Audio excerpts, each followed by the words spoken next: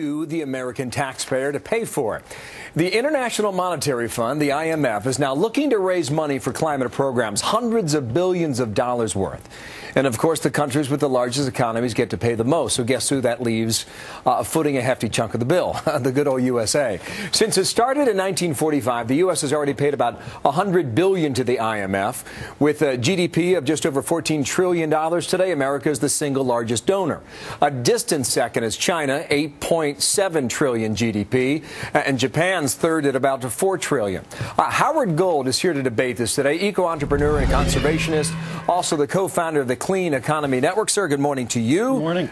Also with us, Chris Horner, senior fellow at the Competitive Enterprise Institute and author of Red Hot Lies, How Global Warming Alarmists Use Threats, Fraud, and Deception to Keep You Misinformed. Chris, good morning to you as well. Well, Howard thinks this is a good idea. Chris, I know you don't like it. Howard, why is it a good idea? Well, I think that, the IMF was not established to address climate change issues, but it was established to address issues of poverty, of global security, of sustainable development. And these are all issues that climate change is threatening. And so we need to... You're okay with the Americans forking over some more money, especially given the economic climate? You're good with that? The reason why we fork over the most money is because we have the largest economy. So it's a percentage of the quotas that we pay are a percentage of the size of the economy globally.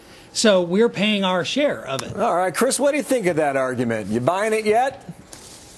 Well, it's wonderful to see that this team accepts the fact that the U.S. is the largest economy, has some relationship to other things it does, for example, being the largest greenhouse gas emitter. They don't tend to be so gentle and forgiving when it comes to that analysis. Look, the IMF was established to stabilize exchange rates. I suggest this is far afield. It's fairly standard mission creep. What you've got here is a backdoor of half of the Kyoto Protocol. Kyoto was broken down into two neat parts. One involved mandating energy rationing among a very few Western countries, and then wealth transfers to the rest. This accomplishes that second half, but without the obviously insurmountable obstacle of requiring two-thirds So you're Senate saying this is a way of it adds to foreign going development around aid. a vote in the Senate that the last time it came up went down 98-0. That's your point? It's a backdoor half of Kyoto to add more to overseas development aid, yes. Okay, well whether Chris is right or not, Howard, let's say the IMF got this money. What would they do with it? How would they change the climate?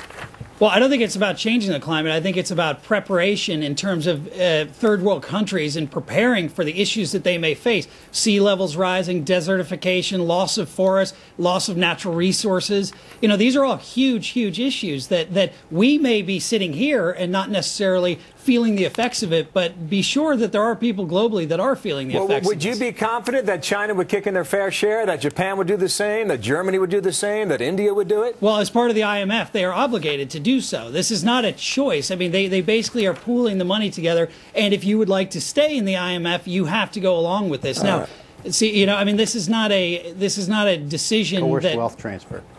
Sorry? Chris is it's a coerced wealth head transfer in the name of green boondoggles. Look, sorry, go ahead. It's a coerced wealth transfer in the name of more green boondoggles. We know that foreign aid is the poor and rich countries subsidizing the rich and poor countries. It's bad enough, though, when you add the green patina to subsidize inefficient energy technologies, that you pretend you can run a modern economy on windmills and pixie dust. But when you do this when it comes to people who desperately need access to energy that works, it borders on the criminal. I suggest that this is just mission creep. No Mandarin is not trying to grow his or her Mandarinade on the back of the global warming issue, and this exchange rate stabilization organization, the IMF, is no different. Well, spoken very well by somebody who's heavily supported by fossil fuel industry. So, actually, just weigh that into take that into account when you listen to what Chris has to say.